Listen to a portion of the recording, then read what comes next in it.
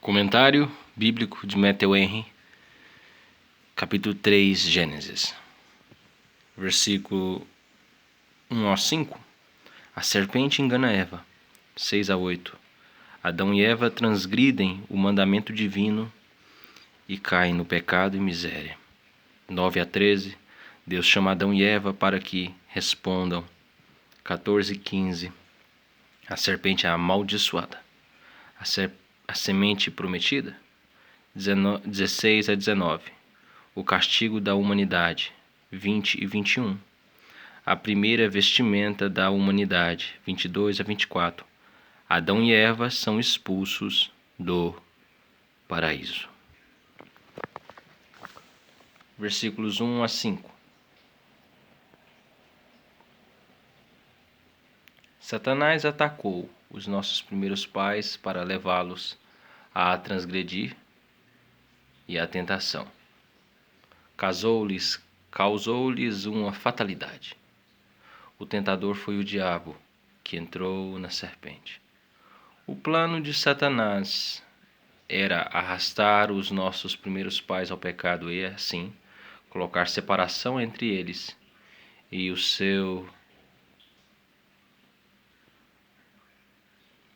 Deus. Deste modo, o diabo foi desde o princípio um homicida e um grande realizador de maldades. Versículo 1 ao 5. Satanás atacou os nossos primeiros pais para levá-los a transgredir, e a tentação causou-lhes uma fatalidade. O tentador foi o diabo, que entrou na serpente. O plano de Satanás era arrastar os nossos primeiros pais ao pecado e, assim, colocar separação entre eles e o seu Deus. Deste modo, o diabo foi desde o princípio um homicida e um grande realizador de maldades. A pessoa tentada foi a mulher. A tática de Satanás foi entabular uma conversa com ela, enquanto se encontrava sozinha.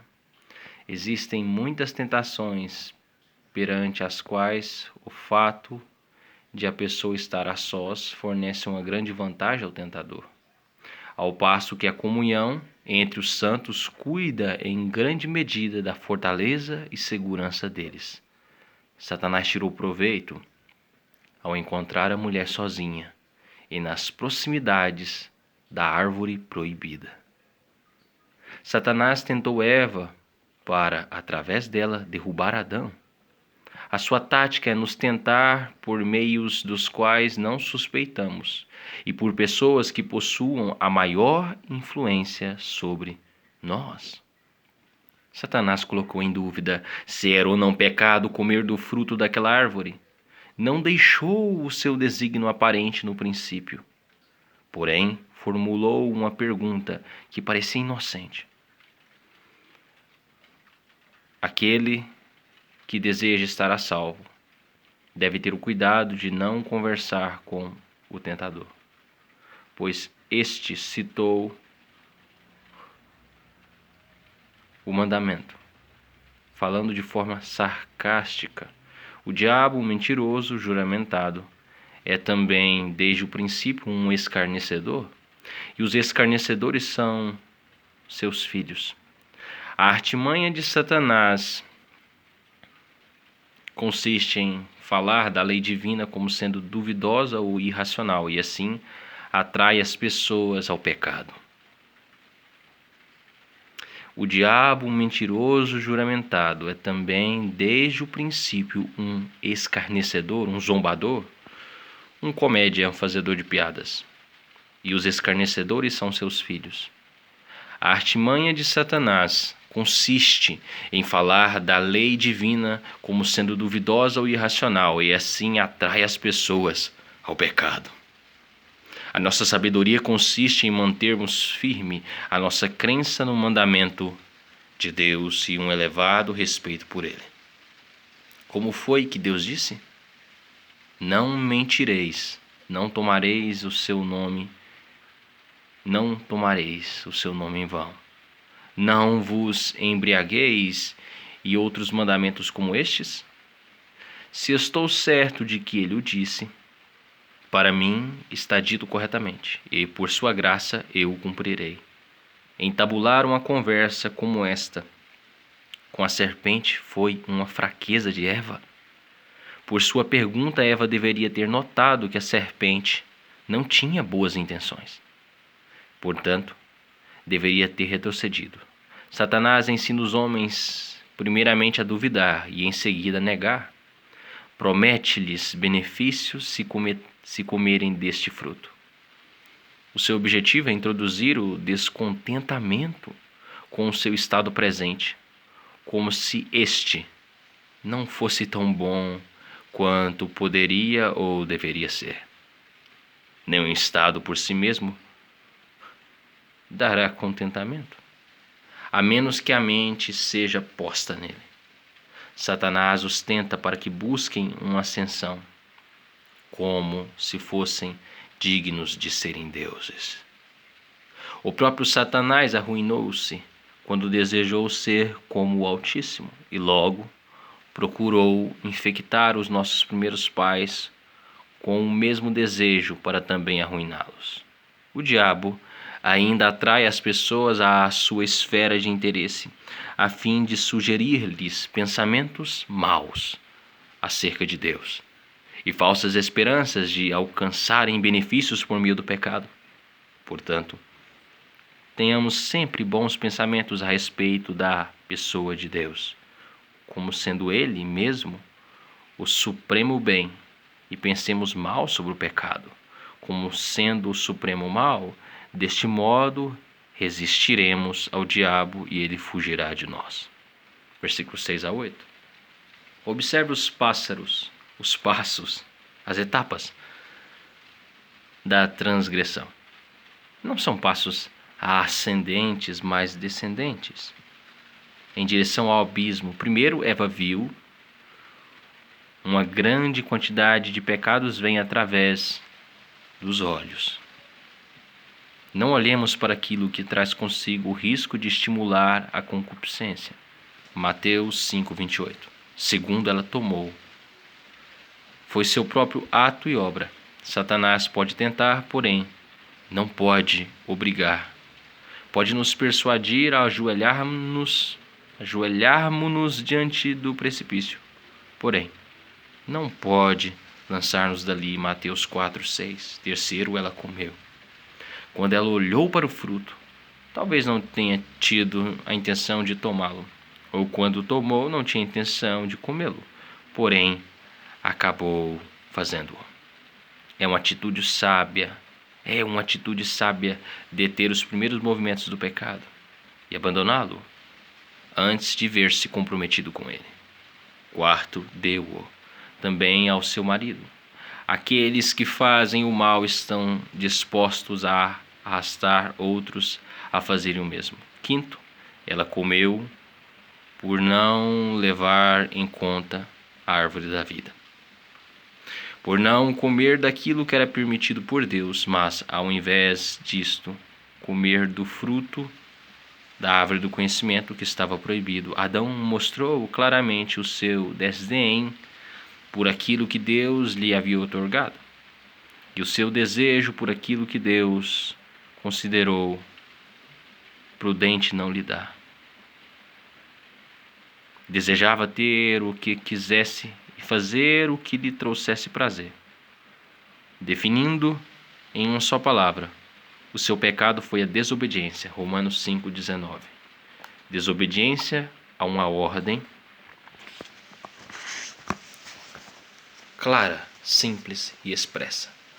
Adão tinha uma natureza pecaminosa que o impulsionasse ao pecado. Pelo contrário, Adão não tinha ainda uma natureza pecaminosa que o impulsionasse ao pecado. Pelo contrário, tinha liberdade de escolha, conforme a sua vontade, com toda a sua força, não debilitada e nem desequilibrada. Porém, apartou-se com muita prontidão, arrastando toda a sua posteridade ao pecado e à miséria. Então, quem pode dizer que o pecado de Adão em si causou pouco dano? Já era demasiadamente tarde quando Adão e Eva viram a necessidade de comer a fruta proibida. Contemplaram a felicidade da qual caíram e a miséria em que naufragaram. Viram um Deus amoroso irritado e a perda de sua graça a seu favor. Aqui se vê que desonra e transtorno o pecado produz.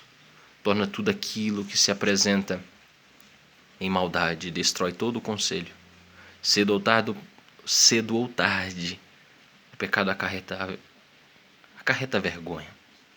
Seja a vergonha do verdadeiro arrependimento, que termina em glória, seja a vergonha e confusão perpétua, na qual despertarão os maus no grandioso dia. Aqui se vê em que consiste habitualmente a necessidade daqueles que pecaram. Cuidam mais de salvar o seu crédito diante dos homens do que de obter o perdão de Deus. As desculpas que os homens dão para encobrir e diminuir a importância de seus pecados são vãs e frívolas, assim como os aventais de folhas de figueira que foram feitos. Não fazem parte de melhorar a situação. Não obstante, todos nós temos a tendência de procurar encobrir as nossas transgressões como Adão. Antes de pecar, eles acolhiam as bondosas visitas de Deus com um gozo humilde.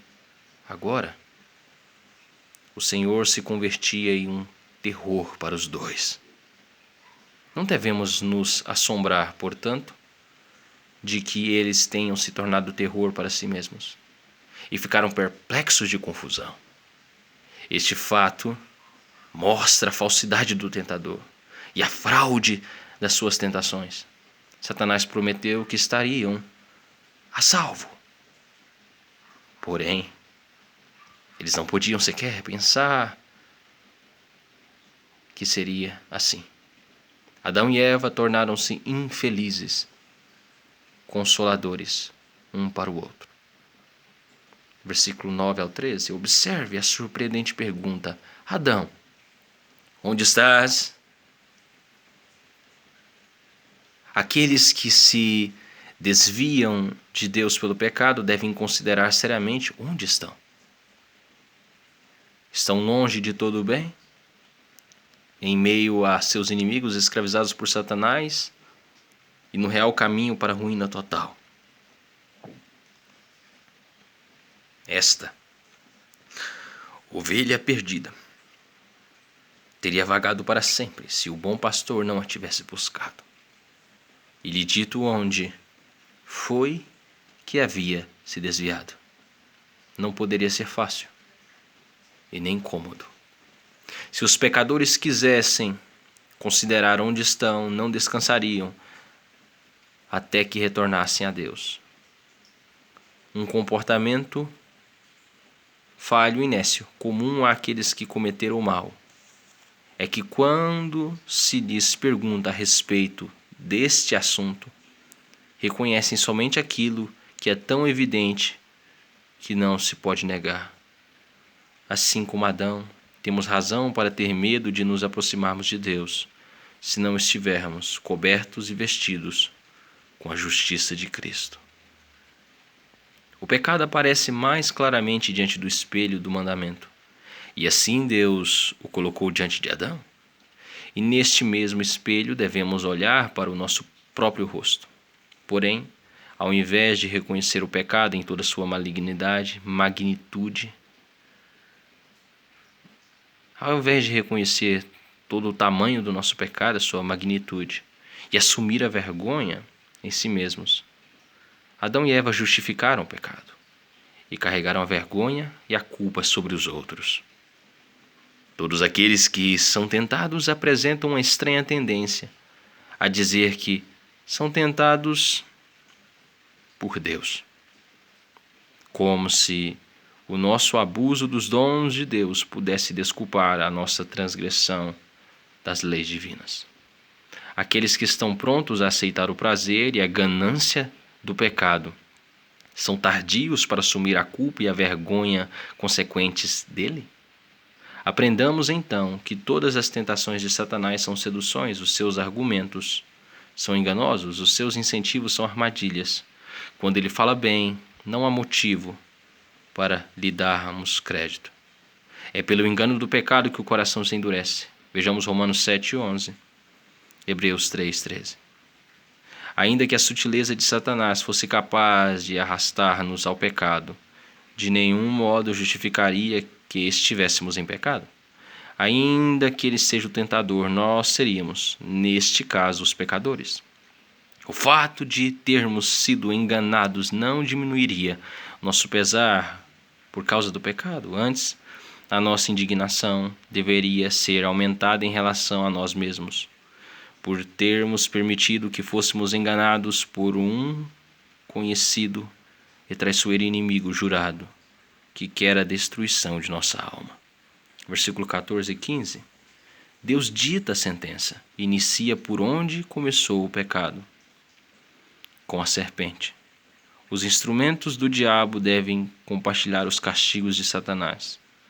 Sob o disfarce da serpente, o diabo é sentenciado a ser degradado e maldito por Deus, detestado e aborrecido por toda a humanidade. Também a ser, ao final, destruído e arruinado pelo Redentor. Fato que pode ser concluído pelo esmagamento de sua cabeça. Declara-se a guerra entre a semente da mulher e da serpente. O fruto dessa inimizade é a existência de uma guerra contínua entre a graça e a corrupção nos corações do povo de Deus. Satanás, por meio de suas corrupções, os esbofeteia, os ciranda e procura devorá-los. O céu e o inferno jamais poderão ser reconciliados, tampouco a luz e as trevas. Assim também não há acordo entre Satanás e uma alma santificada. Além do mais, existe uma luta contínua entre os maus e os santos deste mundo. É feita uma promessa bondosa a respeito de Cristo como libertador do homem que está caído por causa do poder de Satanás. Esta era a aurora do dia do Evangelho. Assim que a ferida foi feita, o remédio foi provido e revelado. Esta bondosa revelação de um Salvador chegou sem que a pedissem ou a buscassem. Sem uma revelação de misericórdia, que dê esperança de perdão, o pecador convicto naufragaria no desespero e endureceria seu coração. Pela fé nesta promessa, tanto os nossos primeiros pais como os patriarcas que viveram anteriormente ao dilúvio foram justificados e salvos. Foram dados detalhes a respeito de Cristo. Primeiro, a sua encarnação ou a sua vinda em carne, que o Salvador seria a semente da mulher, teria ossos como os nossos ossos, que daria grande alento aos pecadores. Hebreus 2, versículo 11 e versículo 14. Segundo, seus sofrimentos e morte. Foi designado que Satanás feriria o calcanhar do Messias, isto é, a sua natureza humana. Os sofrimentos de Cristo continuam através dos sofrimentos dos santos por causa de seu nome. O diabo os tenta, os persegue, os mata, e assim fere o calcanhar de Cristo, que é afligido através das aflições dos santos. Todavia, enquanto o calcanhar é ferido na terra, a cabeça está no céu. Terceiro, a sua vitória sobre Satanás. Cristo frustrou as tentações de Satanás, resgatou as almas de suas mãos através de sua morte, desferiu um golpe fatal sobre o reino do diabo. Acho que eu achei um erro aqui. Cristo frustrou as tentações de Satanás. Tem um D aqui, não é? Ou estou enganado? O Satanás é no feminino, é uma mulher. Cristo frustrou as tentações da Satanás. Eu acho que é um D, né? Enfim. Apesar de no céu não haver feminino e masculino, né? Todos serão como anjos sem sexo. Enfim. que Satanás é um anjo caído. Ok, vamos lá. Cristo frustrou as tentações de Satanás. Resgatou as almas de suas mãos. Através de sua morte, desceria um golpe fatal sobre o reino do diabo, uma ferida incurável na cabeça desta serpente. À medida que o evangelho avança, ganhando terreno, Satanás cai. Só lembrando que Satanás não é um outro Deus, né? Ele não é acima do Criador, ele é uma criatura. Enfim, versículo 16 ao 19. Por causa de seu pecado, a mulher é condenada a um estado de pesar e submissão. Castigo adequado por este pecado, em que ela procurou satisfazer a concupiscência dos olhos, da carne e o seu orgulho. O pecado trouxe dor ao mundo, fez do mundo um vale de lágrimas. Não é de estranhar que as nossas dores aumentem quando os nossos pecados se multiplicam. Ele te dominará, foi o mandamento de Deus. Esposas, submetei-vos a vossos maridos. Se o homem não tivesse pecado, teria sempre se assenhoreado com sabedoria e amor. Se a mulher não tivesse pecado, teria sempre obedecido com humildade e mansidão. Adão culpou a sua esposa, porém, ainda que ela tenha sido culpada por convencê-lo a que comesse o fruto proibido, foi culpa dele ter-lhe feito caso. Assim, as frívolas escusas dos homens se voltarão contra eles mesmos no dia do juízo de Deus. Deus colocou marcas de desagrado em Adão. Primeira, amaldiçoou a sua habitação. O Senhor deu a terra aos filhos dos homens para que lhes fosse uma moradia confortável. Porém, agora está amaldiçoada por causa do pecado do ser humano.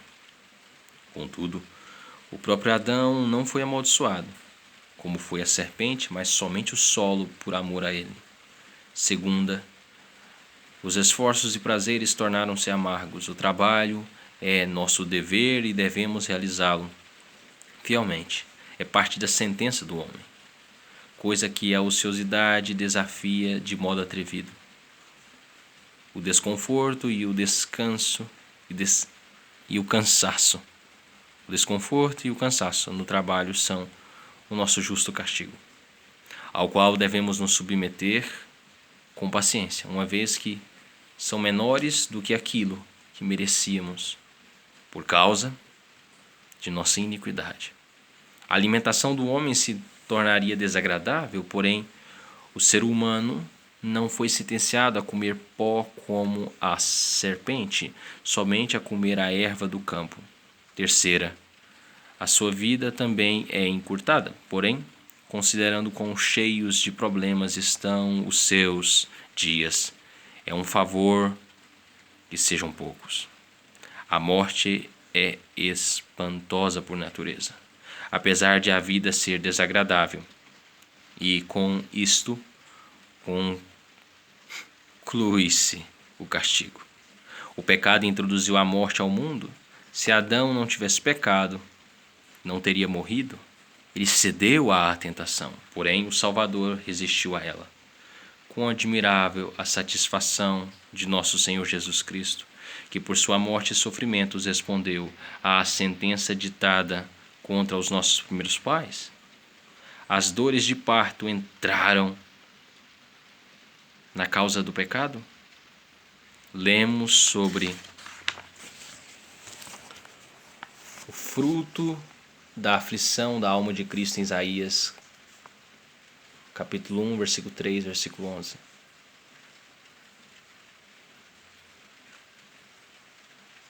O estar sobre a lei entrou juntamente com o pecado. Cristo nasceu sob a lei. Gálatas 4:4. Eu creio aqui que é Isaías 53, não? Isaías 1, versículo 3 e 11. Vejamos aqui. Isaías 1, versículo 3. O boi conhece seu possuidor e o jumento a manjedoura do seu dono, mas Israel não tem conhecimento, o meu povo não entende. Versículo 11. De que me serve a minha multidão de vossos sacrifícios, diz o Senhor, já estou farto dos holocaustos de carne, da gordura de carneiros nédios, e não folgo com sangue de bezerros, nem de cordeiros, nem de bodes. Acho que eu encontrei o problema aqui. Aqui está falando, no comentário do Matthew Henry, o fruto da aflição da alma de Cristo em Isaías, eu creio que é 53.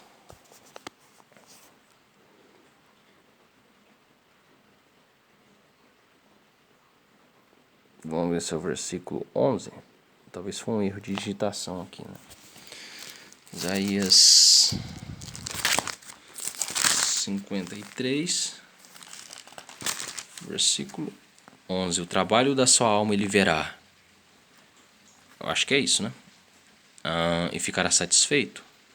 Com o seu conhecimento, o meu servo, o justo, justificará muitos, porque as iniquidades deles levará sobre si. Que é a doutrina da justificação que encontramos em Romanos. Então, é Isaías 53, 11, corrigindo aqui o comentário do Matthew Henry.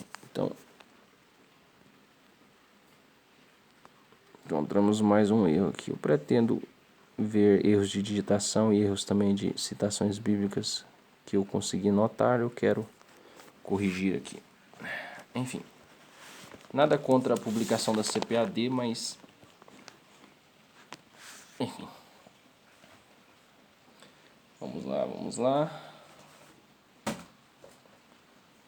Prosseguindo. O fruto da aflição da alma de Cristo em Isaías 53, 11. O estar sob a lei entrou juntamente com o pecado. Cristo nasceu sob a lei, Gálatas 4:4. Entrou a maldição juntamente com o pecado. Uma pergunta, com o pecado? Cristo foi feito maldição por nós. Morreu uma morte maldita. Gálatas capítulo 3, versículo 13. Os espinhos vieram com o pecado. Ele foi coroado de espinhos por nossa causa. O suor chegou por causa do pecado. Ele suou por nós e o seu suor transformou-se em gotas, em grandes gotas de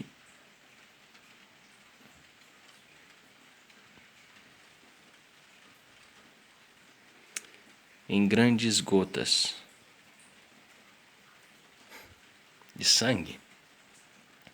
A dor chegou com o pecado. Ele foi um varão de dores. Em sua agonia, sua alma esteve sobremaneira dolorida. A morte veio com o pecado. Ele foi obediente até a morte. Assim, o remédio é tão grande quanto a ferida. Bendito seja Deus por seu Filho Jesus Cristo. Versículo 20 e 21. Deus deu nome ao homem e chamou-o de Adão, que significa terra vermelha. Adão deu nome à sua mulher, chamando-a de Eva, que significa vida. Adão leva o nome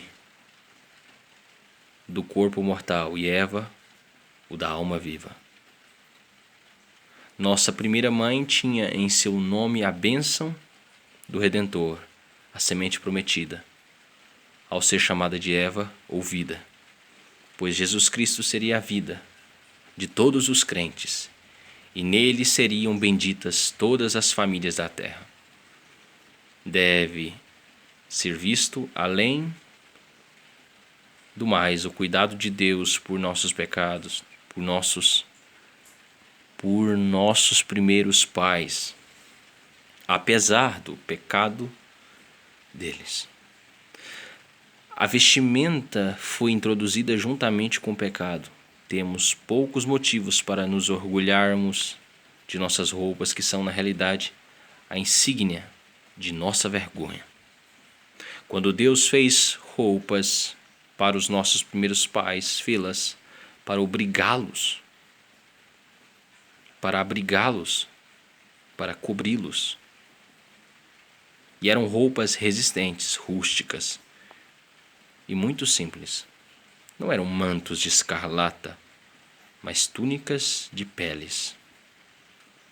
Que os que estão vestidos com simplicidade aprendam aqui a não se queixarem, tendo comida e abrigo, que estejam contentes. Contentes. Estarão, neste caso, tão bem quanto Adão e Eva. Que aqueles que estão finamente vestidos aprendam a não fazerem das vestimentas o seu adorno. Supõe-se que os animais de cujas peles Deus os vestiu foram mortos, não para serem comidos pelo homem, mas como sacrifício para tipificar a Cristo, o grande sacrifício. Adão e Eva fizeram para si aventais de folhas de figueira, que era uma coberta demasiadamente estreita para envolvê-los. Isaías 28:20. Assim são todos os trapos de nossa própria justiça. Deus fez para eles túnicas de peles, grandes, firmes, duráveis e na medida certa para eles. Assim é a justiça de Cristo. Portanto, revesti-vos do Senhor Jesus Cristo. Romanos 13. Versículo 22 ao 24. Deus expulsou o homem, disse-lhe que já não deveria ocupar e nem desfrutar daquele horto, porém, o homem gostava do lugar e não estava disposto a partir. Portanto, Deus obrigou-os a sair. Isto significou a exclusão do homem e de toda a sua raça culpável da comunhão com Deus, que era a bênção e a glória do paraíso. Porém, o homem foi somente enviado a lavrar o solo do qual foi tomado. Ele foi enviado a um lugar de trabalho árduo e não a um lugar de tormento. Os nossos primeiros pais foram excluídos dos privilégios de seu estado de inocência, ainda que não foram livres do desespero.